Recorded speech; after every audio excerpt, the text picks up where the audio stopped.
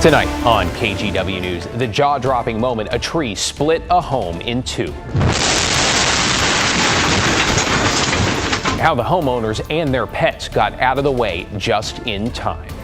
Plus, new fallout in St. Helens with the high school principal now facing criminal charges. Then, I don't carry a pet. He is not a pet, he is a service animal. KGW investigates why some Uber and Lyft drivers are flouting the law, leaving blind passengers and their service dogs stranded. And later, it's sunshine in a glass. The Willamette Valley Bubbly, just named the #1 in the world.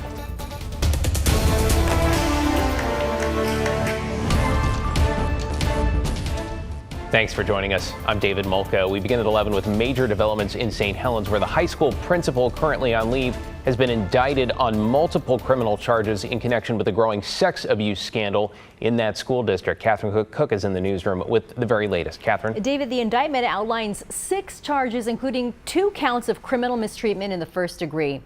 Many parents feel vindicated by this news, but wish their concerns had just been taken seriously in the first place. I was surprised. I didn't think at this point that she could be held accountable. St. Helens mom Shannon Kelzer reacting to news of St. Helens High School principal Katie Wagner. Wagner, who's now on leave, was charged with 6 crimes Tuesday. They're connected to the school district's growing sex abuse case involving 2 teachers. Wagner's charges include 2 felony counts of criminal mistreatment in the first degree and 4 misdemeanor counts of official misconduct. Court documents suggest Wagner withheld necessary care for students and failed to uphold her duties as a mandatory reporter when students reported allegations of abuse. KGW went to Wagner's home for comment. Her husband answered the door and didn't want to talk with us. It's actually a lot of reassurance that our system will work. You just have to keep fighting, I guess. It's been many years. That fight reached a fever pitch this month during this St. Helens school board meeting. And I talked to the principal, and she brushed it off like it was nothing. Parents, including Kelzer, infuriated over lack of action by school and district officials regarding 2 St. Helens high school teachers. Choir teacher Eric Stearns and retired math teacher Mark Collins were both arrested and charged with several counts of sexual abuse of a minor. Those cases involve multiple students and stretch as far back as 9 years ago. It's the lack of action when things were reported. District officials admitted they knew about the investigation starting in September, 2 months before the arrests, but let Stearns keep teaching anyway. Besides Wagner, Superintendent Scott Stockwell was also placed on leave. On Tuesday, the district introduced its new acting superintendent, Dr. Steve Webb. Webb retired as superintendent of Vancouver Public Schools in 2021. He didn't take questions, but read a short statement. The district has significant work ahead to repair relationships and rebuild trust.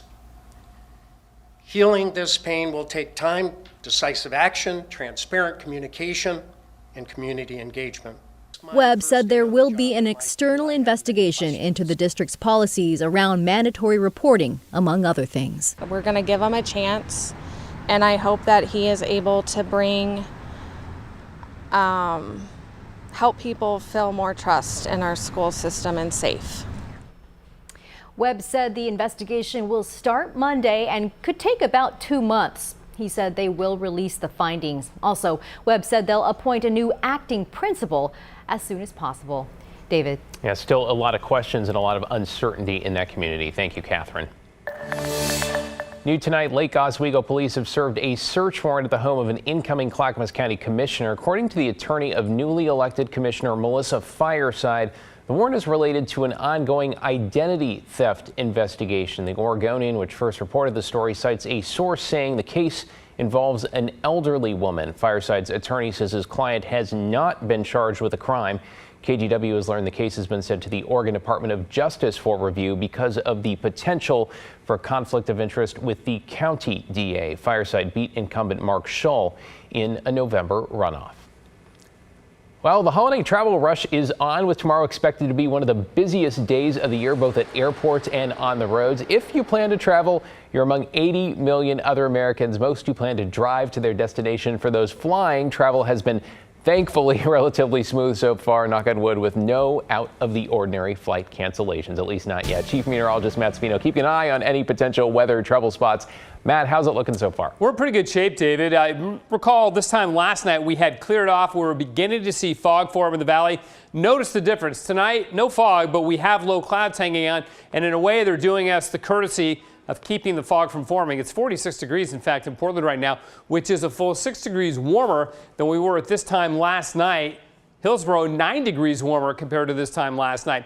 And again, that's because we started out yesterday evening with a clear sky. That allowed the fog to form. That fog lifted into a low cloud deck during the day today. That's what we have out there right now. So the visibility for the most part is pretty good. McMinnville just dropped down to under 2 miles, but that's still good enough for driving. It was down to a mile in Roseburg. They've now improved their visibility to 4 miles. So again, nobody in Oregon or the Northwest seeing any really dense fog in any big areas at all. Now, as far as the national scene goes, if you're headed to California, they've been getting a lot of rain down that way. It is beginning to move east into the Rockies here and then back east. They had a strong cold front move on through. We'll check the airports first around the west and then around the rest of the country. And everybody is doing fine, from Boise to Oakland, Sacramento, Southern California, and over into the desert Southwest and around the country. Much the same story. No big delays at any of the major airports right now. So for us, valley fog and low clouds, gray through Black Friday, but we'll begin to clear it out as we go into the weekend, and the coast of the Cascades will stay clear right on through. David? Sunshine sounds great. Thanks so much, Matt. To get you caught up on tonight's other headlines now, authorities in Wilsonville have identified the pair found dead inside a home in the Villebois neighborhood on Monday as a father and son. The Clackamas County Sheriff's Office says 59-year-old Stephen Wilson and 34-year-old Ren Wilson got into a fight and shot and killed each other. This is so unusual for this neighborhood. This is such a quiet, peaceful place. Shocked. We never in 9.5 years had any break-ins or we had any theft of any kind from a store or anywhere. The Sheriff's Office says the investigation is ongoing. They still want to hear from anyone who might have information.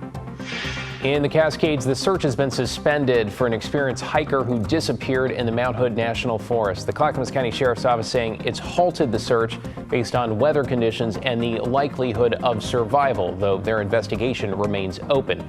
61-year-old Susan Fournier and her 2 dogs were reported missing on Friday after she did not show up to work. A friend later found Fournier's white Ford pickup along East Salmon River Road near a trailhead. And ahead of the Thanksgiving holiday, agencies from around the Portland Metro have teamed up to step up enforcement on the roads. Over the weekend, Portland Police, Oregon State Police, and deputies from the 3 metro counties conducted more than 1,300 traffic stops for speeding, impaired, and distracted driving. 62 of those drivers were arrested. Nearly 900 got a ticket. Authorities say they also towed more than 40 vehicles and recovered 2 illegal guns.